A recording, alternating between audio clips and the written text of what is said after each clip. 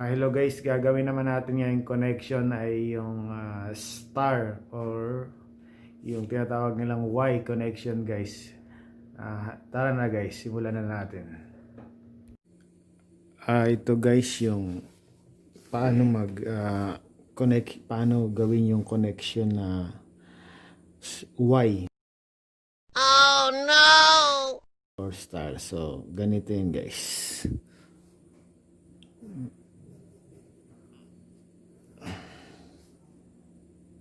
Y. So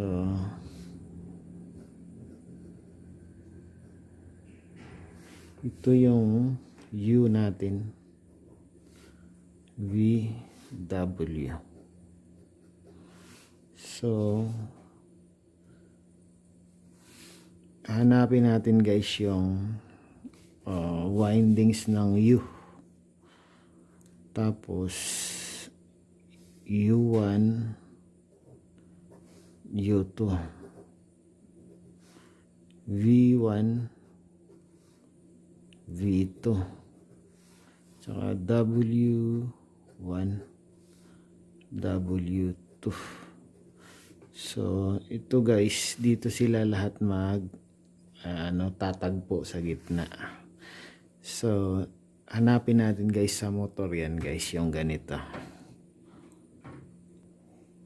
Gamit ng ating multi-tester, hanapin natin muna yung U1 tsaka U2. Ito yung gagawin natin U1. Nakaset to guys sa ohmsa sa resistance. Ayan guys, 64.1 yung U1 natin, ito at saka ito U1. Lagyan natin ngayon guys ng ito yung U2 nya. Lagyan natin ngayon ng markings.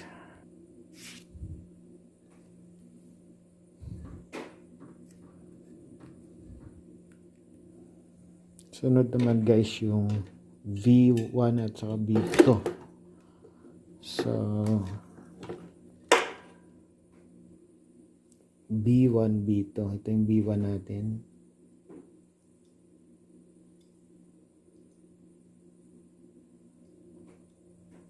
Ito yung B2 guys.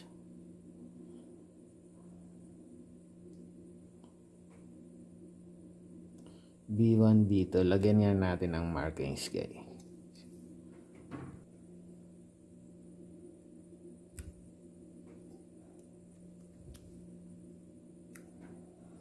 Sunod is W1 tsaka W2. Ito yung W1 natin sa baba. Ito yung W2. Yan guys. May reading siya, resistance. Ito wala. Ito guys, W1, W2.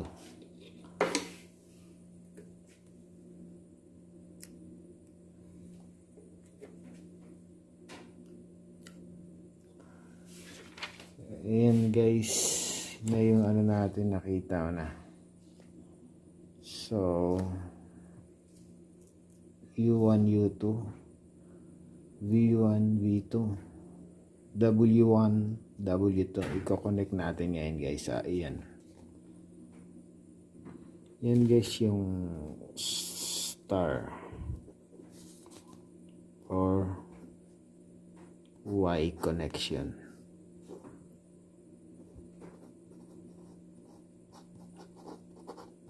So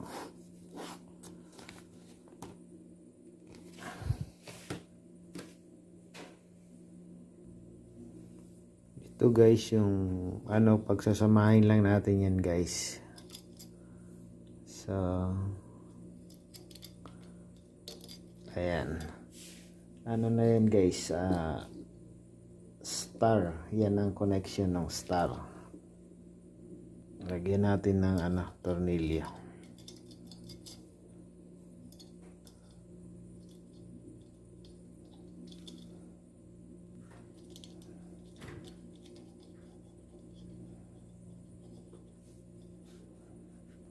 Yung itong natira guys is dito U1, V1, W1 is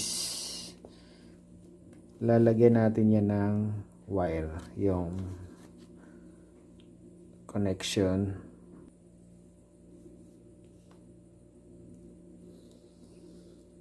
V1,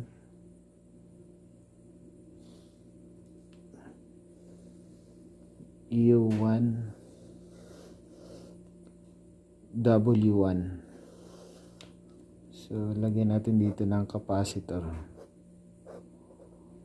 Tapos ito is saksak natin. Oh my God! Wow! Guys, 220 volts. Ito capacitor natin guys. So try na natin guys lagyan ng cord. B1 tsaka W1 lalagyan natin ng wire. Dito yan. B1 W1. So lagyan muna natin guys.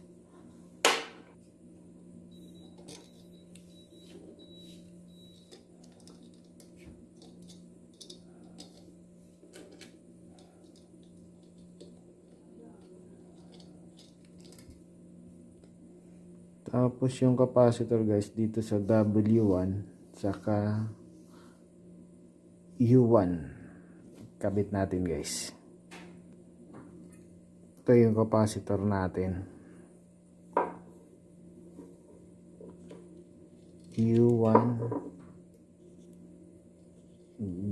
saka W1.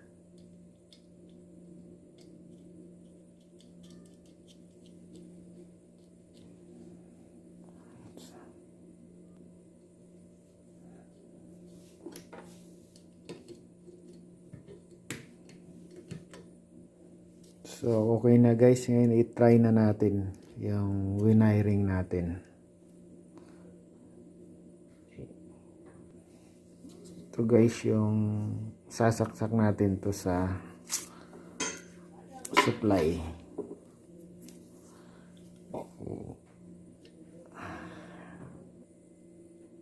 Ngayon guys, i-try na natin, i-power on na natin kung gagana yung connection natin. And guys, gumana guys. Tama yung ginawa nating star connection.